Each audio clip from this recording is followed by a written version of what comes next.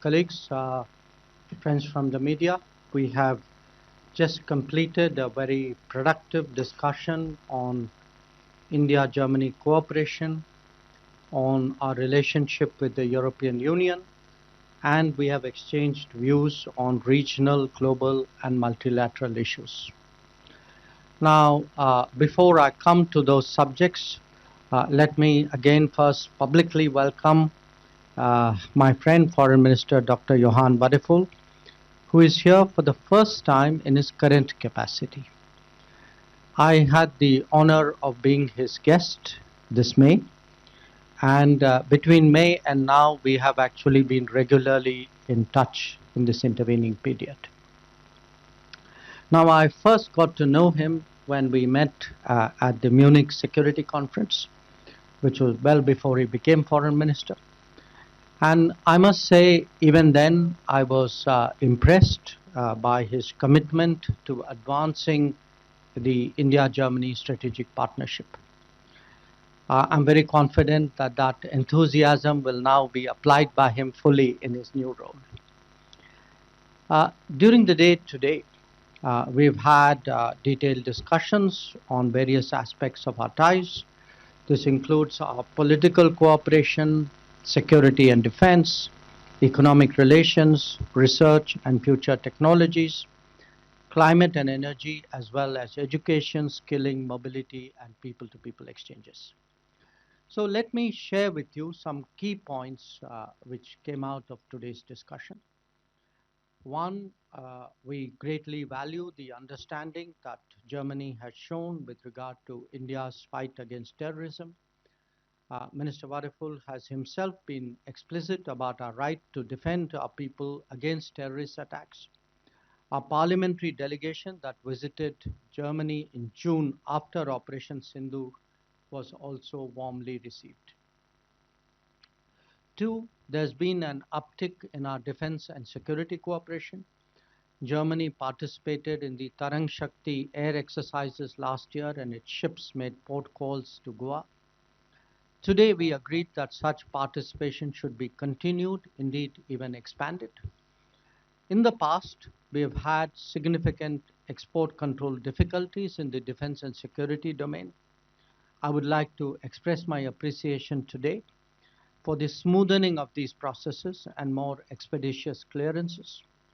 We also spoke about greater industry collaboration between our two countries in this context. Three, our two-way trade last year was almost 50 billion euros. Minister Wadephul is on record. I saw one of his interviews where he said that he was very confident we will be doubling our trade. Let me assure him that India fully reciprocates that sentiment. It looks forward to working with the government, with the German government. And last year, I recall, we had a very successful conference in Delhi of APK, the German Industry Association. And I want to reiterate that we remain fully committed to continuously improving the ease of doing business in this country.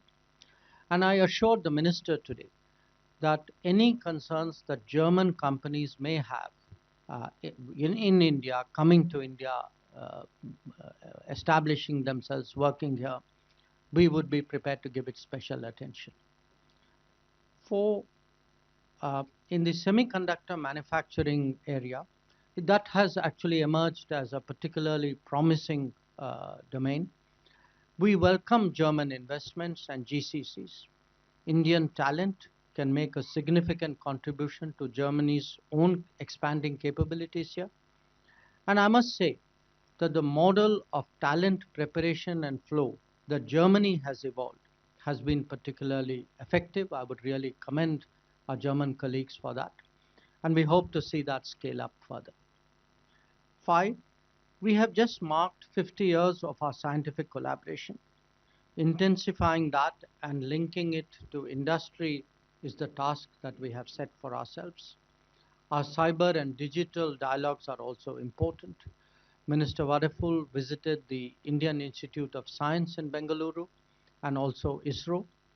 And I'm very glad he did, because I think space cooperation has a lot of potential, and we again today agreed that it should be more aggressively explored. 6, on climate and energy. We have been working for the last few years on what's called the Green and Sustainable Development Partnership. Now, some of you would be aware that projects under this have included the Nagpur Metro Rail, green energy corridors in 5 states, and the integrated water transport project in Kochi. Our discussions today also covered green hydrogen, green energy financing, and biofuels. 7, we have seen good progress in education and mobility. I believe that the largest number of foreign students in Germany are now from India. On my last 2 visits to that country, I heard praise for our community's contribution from across the political spectrum in Germany. The skilled labor strategy released by the German government offers a very good framework for mutual benefit. We have also agreed on gratis visas for short-term school and college visits to further promote student exchanges. And 8, on consular issues, I should mention that I raised the issue of Ariha Shah, an Indian child who's been in foster care of German authorities for some time. I underlined to the minister that it is essential that her cultural rights are ensured and she grows up in Indian surroundings. So this matter needs to be resolved without further delay, and I think we've had some discussions today on that subject. Needless to say, we also did a review of the global situation, of regional issues, of multilateral. It included the Ukraine conflict, West Asia, Middle East, and the Indo-Pacific. These were very, very useful, and I must say I really appreciated Minister Wadephul's insights on many of these subjects. So let me conclude by stressing today that we see the world facing the twin challenges of economic volatility and political uncertainty. We believe that a multipolar world with strategic autonomy can best respond through more intensive consultations and cooperation among key member states. It is in that spirit that I welcomed Minister Wadephul and his delegation today, and I must again thank him for a very open, constructive, and positive approach to intensifying our strategic partnership. Thank you. Thank you, sir. May I now invite His Excellency Dr. Johann Wadephul, Federal Minister of Foreign Affairs of the Federal Republic of Germany, to give his remarks to the media. Herzlichen Dank, meine sehr verehrten Damen und Herren, lieber Herr Kollege, lieber Jai. Vielen herzlichen Dank für das herzliche Willkommen hier. Thank you very much for this very cordial welcome with which you've greeted me. It was a pleasure for me to come here. We've actually met in a very short period of time for the third time. And that is a sign of the close friendship we've been able to set up. Reliability, friendship, predictability are in times like these, in times of uncertainty, in times where we witness wars and conflicts, are of invaluable value in these times. And I personally acknowledge and consider it a strong signal of friendship and cooperation of both our countries, that we can engage in this spirit of trust and friendship, and that we can look back on a 25-year period of strategic cooperation between both our countries, and that we've been able to expand it at the personal level. I share your analysis completely, 100%, that this partnership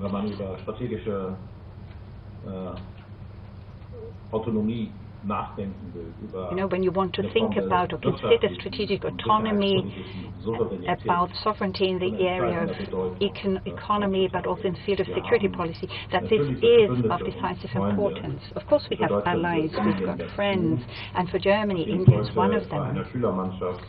I had the pleasure today of play hockey for a few minutes with a team of pupils. I wasn't very successful, though, I hasten to add. But it is a team sport, And I would like to make that point. And I believe that India and Germany are playing in the same team. And that is something that I welcome and think is good in these uncertain and turbulent times. And this is reflected in the fact that we look back on 50 years of science cooperation and 60 years since we signed the bilateral cultural agreement. And it is reflected in so many other areas. We have the biannual intergovernmental conference, and we strengthen that team spirit. And I hope that we will also have the Federal Chancellor visit India soon, because we want to tackle the challenges both our countries are confronted with together and to strengthen our cooperation. As a rising economic powerhouse and the most populous country and biggest democracy in the world, India has a special importance in a world region that is of strategic importance. Our economies in particular have a lot to gain, I believe, if we are to further expand our cooperation. I was in Bangalore yesterday and I saw for myself what an innovative powerhouse and technology center India has become. In the area of AI and aerospace, but in other areas too, India wants to and will be at the forefront, among the front runners in a whole host of areas. Today we talked about the potential for further enhancing our cooperation, be it in the area of strengthening cooperation in the field of aerospace and space, be it in the area of AI, where we both believe the need to set up norms, rules and values that we all adhere to. With the EU AI Act, the EU has presented an important first building block in that regard. That India is going to host the next AI summit is a demonstration of India's ambition and claim to be in the vanguard and amongst the front runners in the area of new technology too. With regard to bilateral trade, India and Germany are already playing in the Premier League. Germany, with little under 31 billion euros of trade, has India as its most important trading partner. As I said to my colleague, we aim to double that. And I'm pleased to see that India takes a similarly positive and optimistic view of the chances for that. And this is why Germany strongly supports the EU-India Free Trade Agreement.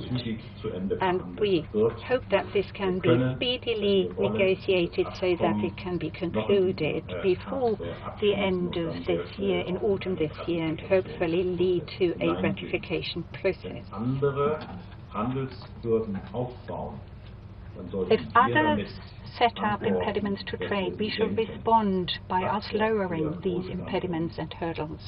We believe that this fosters understanding amongst peoples and their prosperity. Today already we have more than 2,000 German companies that are active on the Indian subcontinent, and India is gaining increasing weight whenever we talk about diversifying supply chains, be it chemical products, pharmaceuticals, textiles, electronics or IT services. The fact that I have with me a large business delegation is a demonstration of Germany's great interest in India's market. Now we also have to make sure that market access restrictions are being reduced in order to tap that enormous potential of enhanced economic relations. We must, however, not lose sight of climate change as we strive to increase growth. Germany's contribution to India's Indo-Pacific Oceans Initiative equals to 20 million euros, the aim being to make Pacific island states resilient to climate-induced loss and damage. We both also agree that we want to create more opportunities for Indian skilled labor and students who aim to come to Germany. We have almost 60,000 Indian students in Germany, which makes them already today the largest group of international students in Germany.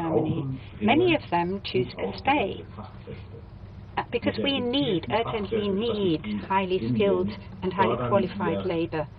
With our strategy on highly skilled labor in India, we already support the area of getting these talents to come to Germany.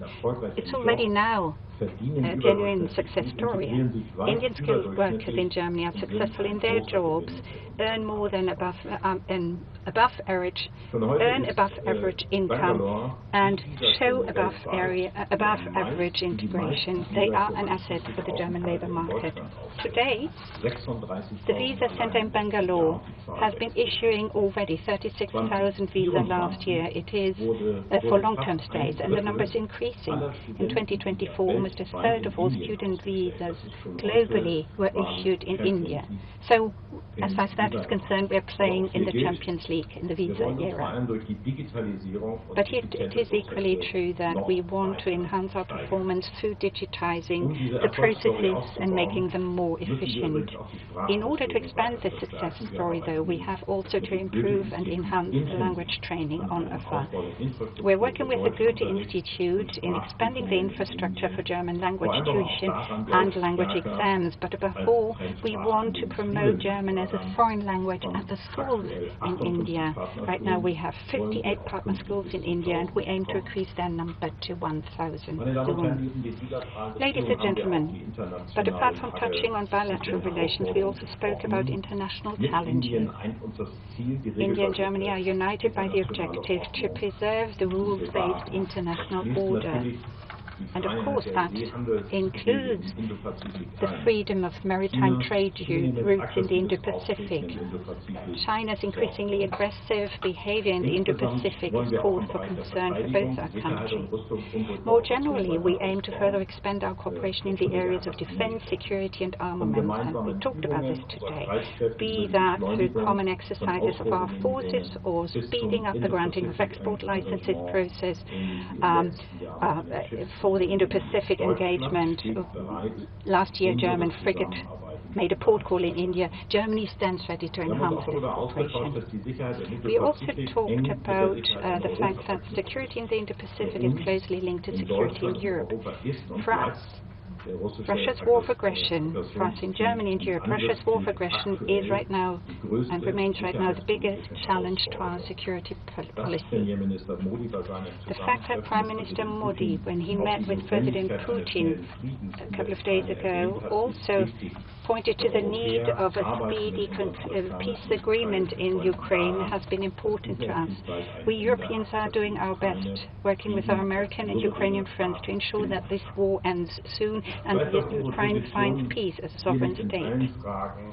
I know that we don't always see 100% eye to eye with our Indian friends, and this is why I spoke out in favor today that India uses its relations with Russia to point to the need to make peace return to Europe, and I'm grateful for the open discussion we had here today. Peace is the basis for security, freedom and prosperity. Security, anyway, or generally speaking, is and will remain a challenge for the future. And we are pleased that in the vicinity of India too, a ceasefire has come to apply. I assured you, dear colleagues, that when it comes to India defending itself against terrorism, Germany continues to be firmly at your side. I look forward to our next exchange of views, probably on the fringes of the General Assembly of the United Nations, as early as in 3 weeks in New York.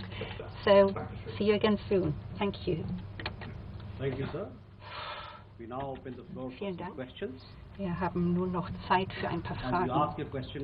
Würden Sie sich bitte kurz vorstellen, bevor Sie Ihre Frage stellen? Please, Reza.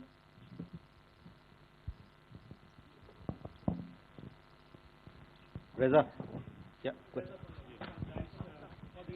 please take the mic. Thank you. Reza from the Hindustan Times.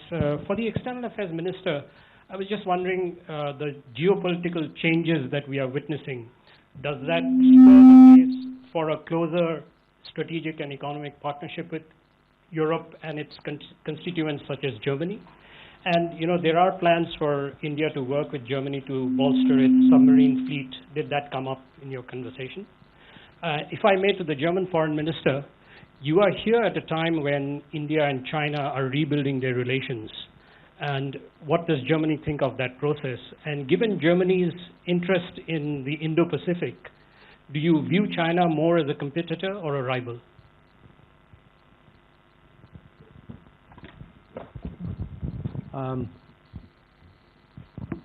I think definitely there's no question that the changes we see in the world today do influence our policies and do influence the manner in which we approach other countries. So we are seeing, very sweeping changes on the global strategic landscape. We're also seeing a lot of volatility on the global economic landscape. And I think together they make a very powerful case for India and the European Union and India and Germany to work much more closely with each other. Because we do believe that, there's, I would even say, political. This is a relationship where there are, considerable possibilities for fairly rapid growth. Obviously, it won't happen by itself. Today, our conversation was mostly devoted to the bilateral part. You mentioned you referred to the submarines. Obviously, that was not something we would discuss in detail. We are the foreign ministers. That's something which is between the defense ministries. But we, for example, discussed, the faster clearances and growing defense trade between India and Germany, which has really gone up quite significantly.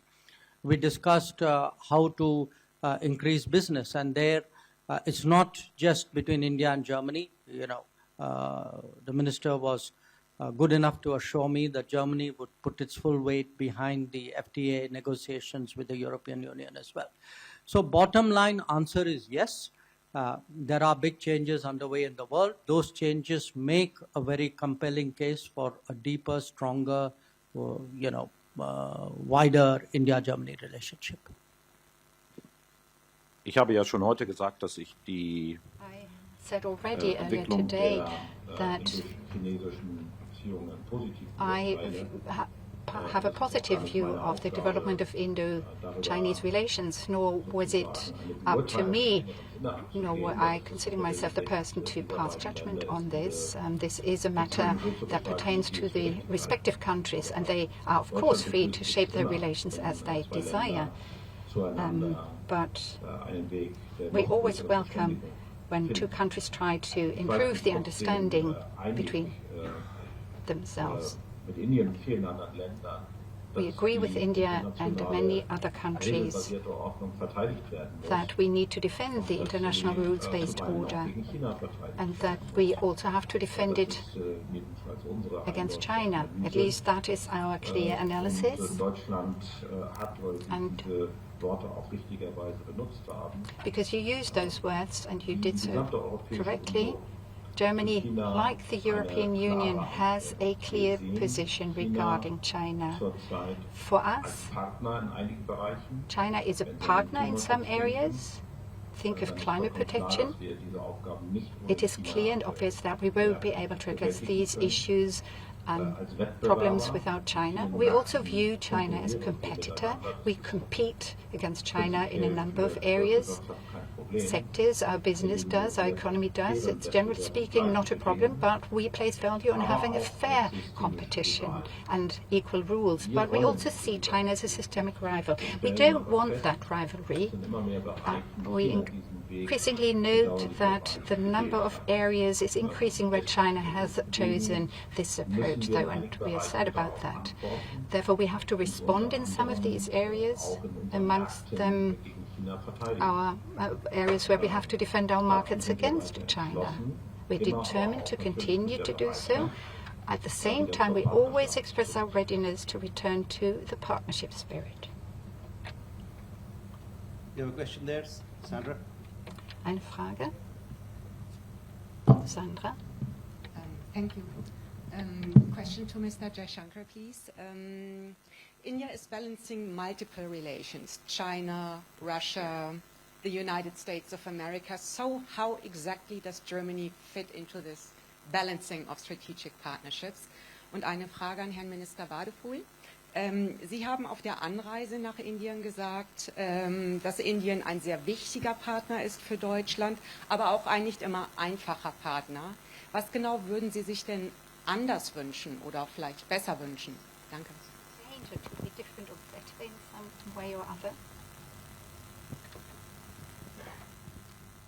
I thought we were quite easy, but he agreed. Look, the fact is today, we have, I'm now speaking from an Indian perspective, we have important strategic relationships with a number of countries. And it's in the nature of global politics or global strategy today that each one of these relationships would be maintained and you would optimize them. So to me, both Germany in itself and Germany as the biggest country of the European Union are obviously central to the calculations and to the relationships that we have in the world. So, I mean, if you look at it by virtually any metric, I mean, whether it is economic, whether it is political, we were, among the other things we didn't get to mention here, except Johann did at the end of his remarks, we are two countries who are also, as part of the G4, trying to change the, trying to bring about a reform of the Security Council and of the UN itself. So, for us, this is an enormously important relationship. This relationship is growing in substance. And I can see at this time of uncertainties that actually it has a greater value. It's a very steady relationship. It is a relationship where largely what we promise to each other and policies that we have remain constant and remain predictable. So, predictability today has a huge premium in global politics. So I do think that, this relationship is actually only growing in its weight and its value, and part of the reason why we have met so regularly, even in the last few months, and spoken to each other is because of that. Ich kann die gleichen Worte auf Deutsch wiederholen. You've taken the words out of my mouth, so basically I'm repeating them in German now, saying what you said. You could say, as I've tried to impress earlier, India equals Asia for us, and Germany and the European Union, in a way, are equivalent for India. It is of immense importance, as has become obvious today during our talks, that India plays a very important part. And though we both have our own political positions and political priorities, but when it comes to democratic principles and regulatory steps, both our countries and both our markets tend to be very diligent and adhering to certain details. Sometimes we could make it easier for the other side to engage in the respective market. And we've underlined that in our discussions today, and I think we both have our homework to do in that regard.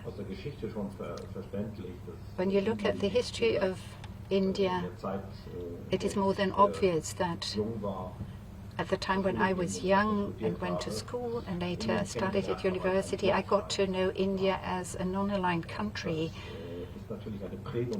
Of course, that has left its mark on this country and distinguishes this country from Germany, which has always been a part of NATO, part of the Western world. And during the Cold War, we were in confrontation with the then Soviet Union.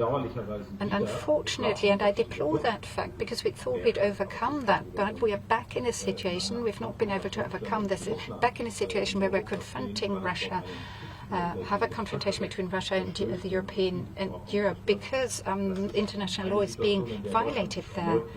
We find us again in this situation, and India finds itself in a different situation. So that is a challenge to talk about these matters, or rather not to talk about these matters, but to always reach a perfect agreement on all of these issues, but that's obvious. That's what is to be expected, and I don't think it's something bad, because in so many other areas we totally agree. And we have this reliability and predictability of the respective partner country, which plays such an enormous part, and of which we know that this is a clear political stance of India to contribute to bringing about a process for peace in Ukraine as quickly as possible. Again, here we see eye to eye. And I try to convey that when I traveled here,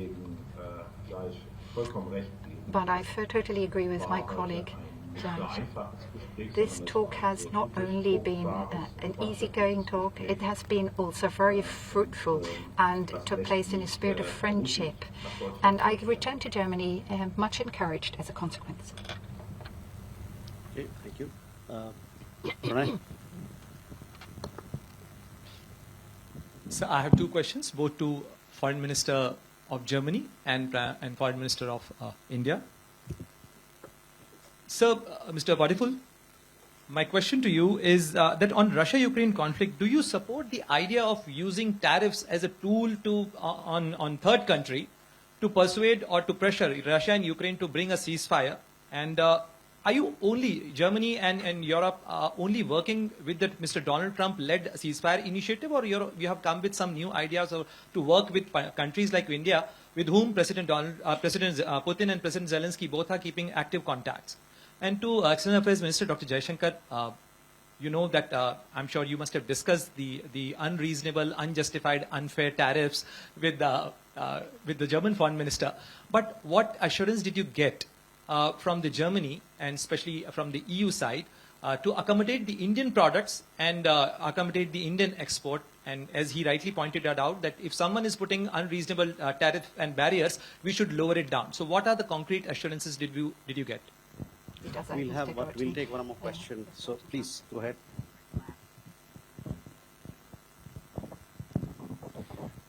Ja, vielen Dank, Andreas Künast vom ZDF. Thank you, Andreas Künast, Second German Television. Both ministers, Minister Wadephul said that he had asked you to make use of your good services and offices to impress upon Russia that we need to see peace come about. What was your response? Will you play your part even more will you engage even more? Herr Wadephul, eine Frage an Sie. Wird die Position Indiens sich ändern, was den Erwerb von russischem Öl anbetrifft?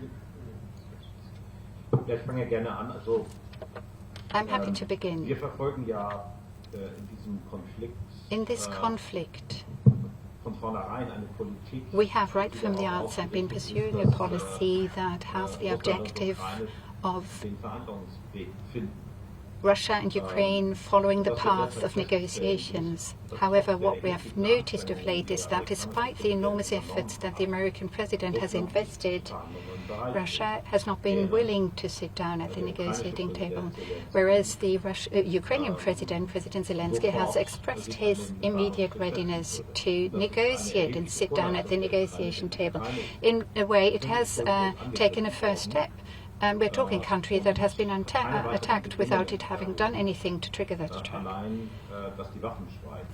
The only demand is that weapons fall silent, no more than that. And I think that that is a reasonable precondition for people to engage in serious and genuine peace negotiations. As far as that is concerned, that is a clear German approach and European approach, that we want to do whatever we can to make President Putin sit down at the negotiating table. As far as Europe is concerned, this includes sanctions being imposed on Russia. We have not used tariffs, but it was sanctions that we have imposed on Russia, so as to ensure that Russia, which has to fund its war, will be less able to do so. Thus, we took certain steps and measures. There have been several packages of sanctions that we've imposed, amongst them the so-called oil price cap. The purpose being that we want to withdraw the financial basis that Russia has and that enables it to wage this war. But at the same time, it has been of great importance to us to ensure that there are no bottlenecks when it comes to countries supplying itself with the energy they need, and that there are no unreasonable increases in prices. But it is, of course, not the purpose has not been that Russia uses detours but manages to get its oil to us, and we therefore took appropriate measures to prevent that. But the objective of our policies has been to bring about negotiations. So we've been targeted in our approach, targeting our steps to make it more difficult for Russia to fund its warfare.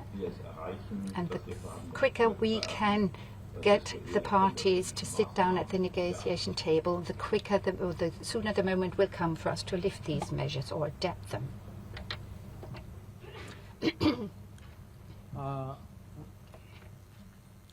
Regarding, what we discussed between India and Europe and India and Germany on economic issues, trade issues. Look, our conversations and our negotiations predate anything which has happened this year. It's something which has been going on for multiple years. And it's in our mutual interest that we lower tariffs and we find other ways of expanding our business and economic cooperation. Obviously, in today's climate, those efforts acquire a greater urgency. That's quite apparent. But it is an ongoing conversation, and I share the minister's desire, and in a way I would even say optimism, that we would like now the FTA negotiations. We hope that another round takes place fairly soon. We would like this to move to a decisive conclusion in the coming days, and we believe that this would be in our mutual interest. It will help stabilize the global economy. It will be a big factor there. It will be a kind of one of the elements of a ballast which today the world economy really needs.